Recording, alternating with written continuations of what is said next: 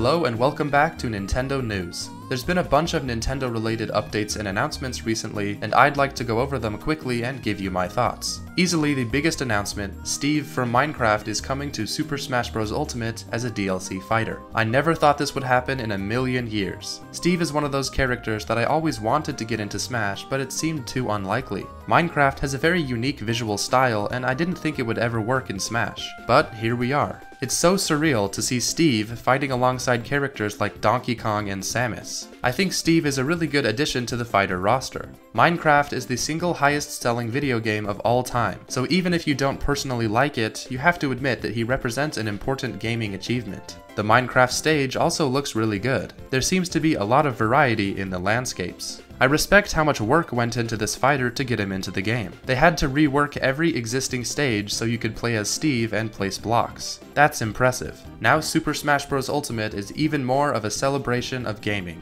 There's also going to be another livestream where Sakurai shows off Steve's moveset in more detail and probably reveals some more Mii Fighter costumes. That's happening very soon, and I'm guessing Steve will release shortly after. Animal Crossing New Horizons has finally gotten its fall update, adding all sorts of things like being able to grow pumpkins, new customization options, and a Halloween celebration. I love these seasonal updates because they keep the game fresh and give me a reason to play New Horizons again. I've already started growing some pumpkins on my island, and I'm looking forward to Halloween. I'm glad we're finally getting some new content, instead of stuff that was already in New Leaf. As far as I know, this is the first time you can grow pumpkins in Animal Crossing, so that's really cool. But as exciting as this update is, I think I'm even more excited for the holiday update. This one will be the Harvest Festival and Toy Day, or as normal people call it, Thanksgiving and Christmas. Christmas is my favorite holiday, so I'm looking forward to celebrating it in New Horizons.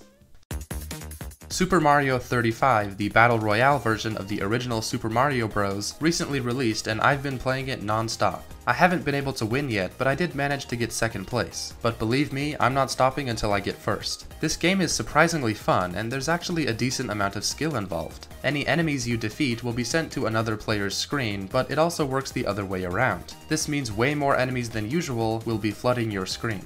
You are always trying to increase your time limit, and doing stuff like stomping on enemies or beating a level will give you more time. But there's lots of things to consider. Hitting a Goomba with a fire flower gets you 1 second, but stomping on them gets you 2. This adds a little bit of strategy to the game, although a lot of it is still just luck. Basically, it's a really fun game and I'm really enjoying it, so it's dumb that Nintendo is planning to remove the game in March of next year. But recently they decided to keep the Jump Rope Challenge game on the eShop longer than originally planned, so maybe there's still hope. Also, Super Mario 35 has some fantastic music.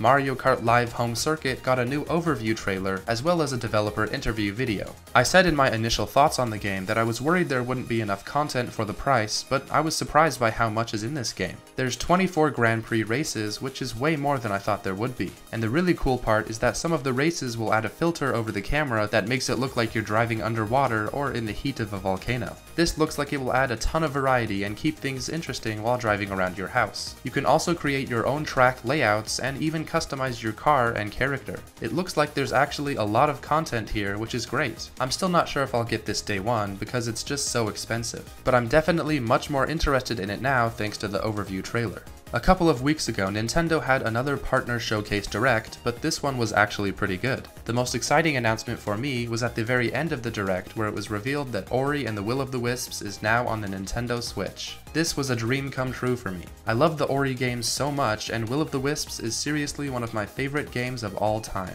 If you haven't played it before, I can't recommend it enough. There's also going to be a collector's edition this winter, which I know I don't need, but I still really want. Ori alone would have made this partner showcase worth it, but there was actually a lot of really cool announcements. The biggest ones were Monster Hunter Rise, a new Switch-exclusive Monster Hunter game, and Monster Hunter Stories 2. I've never played a mainline Monster Hunter game before, but Rise looks really good. It comes out in March of next year, and I'll probably pick it up. Then there's Monster Hunter Stories 2, which is also very exciting. I was one of the few people who played the first Monster Hunter Stories on 3DS, and I really liked it. This new sequel seems to be leaning more into the anime style, which I don't love, but I'll probably still play it.